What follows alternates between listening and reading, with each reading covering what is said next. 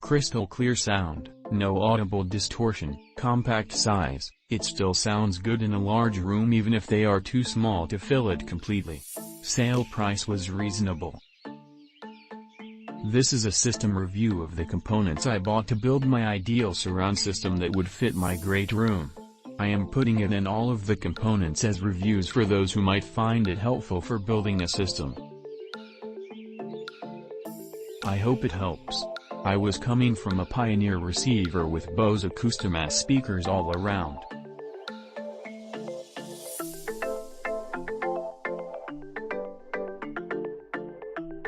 I upgraded to the following: Denon AVR X4000, Polk LSi7, fronts, Polk GA6, center, Polk OWM5, surrounds, Polk PSW505, subwoofer. The Denon was easy to set up and allowed me to bi-amp the Polk LSi7S, which are 4 ohm loads. So there are 2 amps driving each of my LSi fronts. This sounds quite spectacular with really good separation running music which is best listened to in 2.1 which the amp defaulted to. This was the biggest upgrade in sound from my old setup. It lacked when playing music. All the different types of music sound fabulous, including the heavy stuff like 3 Days Grace, which is my favorite style. Surround for movies and games is off the hook. Watched Prometheus because it happened to be on cable one night. The scene when the water is raining down in the cavernous are where they talk about terraforming was really awesome.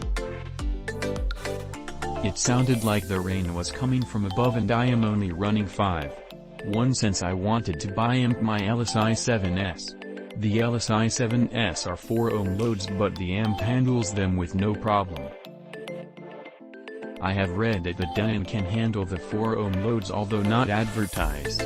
The manual does list a spec for dynamic power of 130 watts x2ch at 8 ohms and 190 W x2ch at 4 ohms. The internet radio works well from what I've seen. I have an XM subscription which I added the internet streaming for $3 a month, and that is great to have on my receiver. The interface for tuning XM stations is just so-so, but it works. The HD radio automatically tunes in for FM stations that broadcast 1. I have a Synology disk station that I use to back up my business server. On that I put all of our music and installed the media server application, and boom, my MP3s were playing. This receiver also has plenty of pre-outs as well, so down the road if I want to an external amp like the Amovia to drive my LSi7S, it is capable, and I can add front height speakers. My living room doesn't accommodate the other possibilities that this receiver supports like surround back etc. The CSI-A6 center is a very huge speaker, so make sure you have room for it. It blends well with my LSi7S and OM5S, and I never have trouble hearing the dialogue. With my Bose system I had the center cranked and dialogue was tough to hear.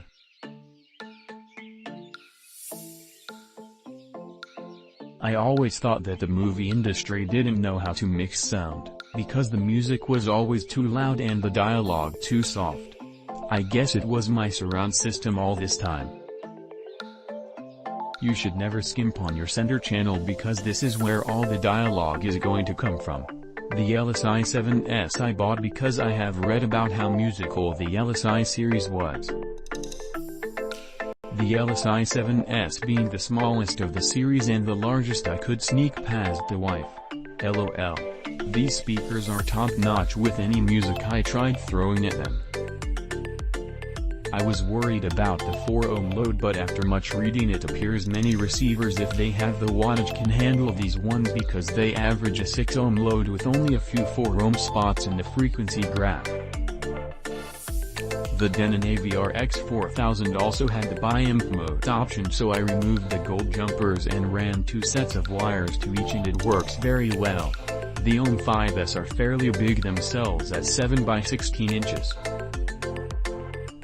But I didn't want my surrounds to fall behind the rest of the system. With 2 mid-range 4.5 5 inches and a tweeter. They keep up quite nicely to the rest of my system. Click link in description for more reviews.